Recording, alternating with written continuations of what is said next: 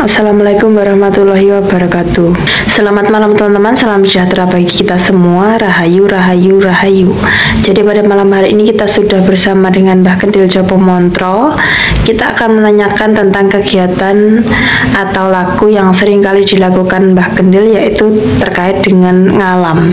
Jadi jenengan sering kali bercerita pengalaman jenengan, kemudian bahkan jenengan juga mengajak saya untuk ngalam, Mbah. Sebenarnya apa sih, Mbah, yang dimaksud dengan ngalam itu, Mbah? Terima kasih. Kata-kata daripada ngalam adalah merupakan kita bersyukurnya kepada Tuhan bahwa kita telah diberikan sebuah jagat raya yang mana kita tahu bahwa ngalam atau alam semesta ini penuh dengan beraneka ragam, baik tumbuhan, hewan, manusia dan sebagainya.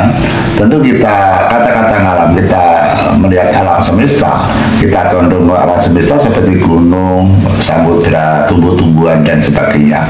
Apabila kita seorang pecinta Tuhan, apabila kita senang kepada kepangeranan, kita tentu mengagumkan berbagai macam ciptaan Tuhan, terutama gunung dan tumbuh-tumbuhan.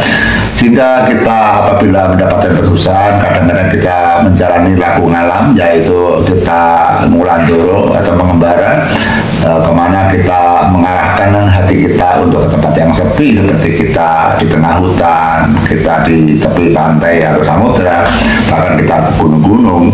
Kita berhari-hari meresapi, menghayati tentang kehidupan kita. Apabila bersembah kepada Tuhan, kita ilit kepada Tuhan, kita merasakan bahwa manusia ini adalah ciptaan Tuhan yang mana kita tidak akan lama di dunia, maka tentu kita selalu berhati-hati dalam pola kita bersembah kepada Tuhan, agar kita ini nanti apabila dipanggil Tuhan menjadikan hamba yang baik. Sehingga perjalanan kami untuk melakukan topo ngalam, tentu kita namanya topo laku, kita harus berjalan kaki. Kita diniati berjalan kaki, setiap langkah, setapak demi setapak kita menyebut dengan nama Tuhan atau nama Sang Pencipta. Semakin banyaknya kita melangkah, satu langkah, dua langkah, bahkan beribu-ribu langkah, maka seperti halnya kita berwiritan dengan mengantongi menyebut nama Tuhan, nama Sang Pencipta alam.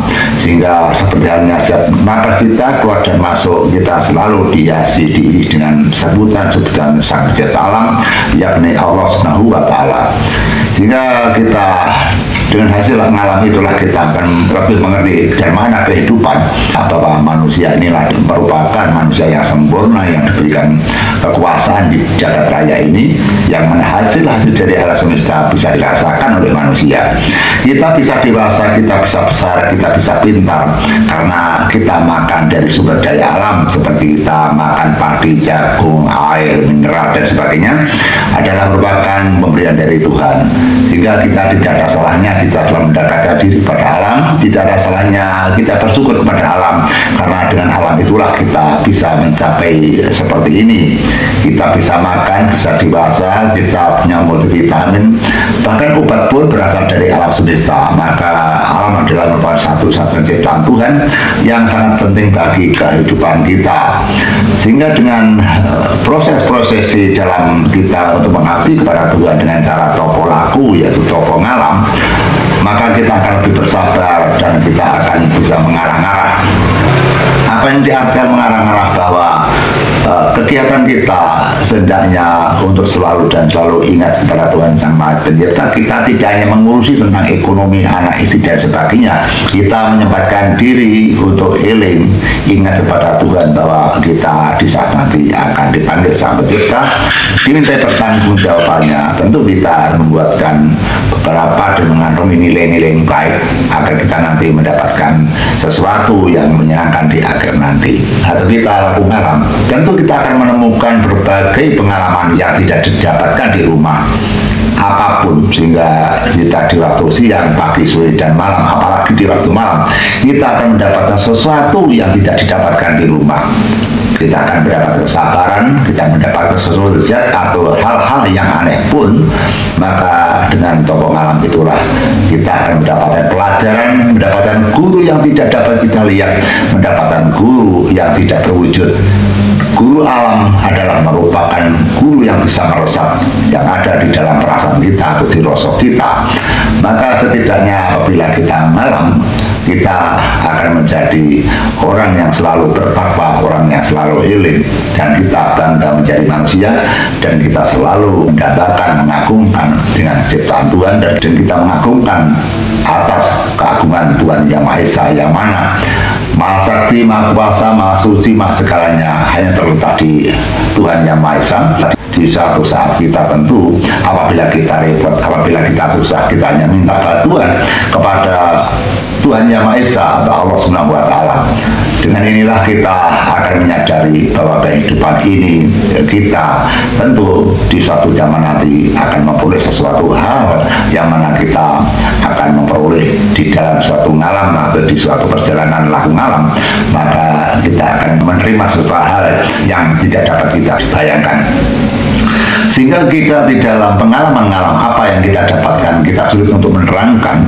Namun apabila kita praktek dan kita melakukan, maka kita akan menerima sesuatu hal yang tidak sama dengan orang lain. Setiap orang berbeda, tergantung kepada kebersihan hati kita, tergantung kepada ketakwaan kita. Sehingga setiap orang berbeda, semakin orang melakukan perbuatan yang baik, budi pekerti yang baik, ketakwaan yang baik, maka mereka akan mendapatkan sesuatu hal atau ilmu dan kaulo dari alam semesta ini. Sehingga alam semesta juga bisa menjadikan guru kita yang mana sulit untuk bedah dan sulit untuk dibicarakan, karena disitulah nanti akan kita mendapatkan yang tidak diajarkan oleh manusia.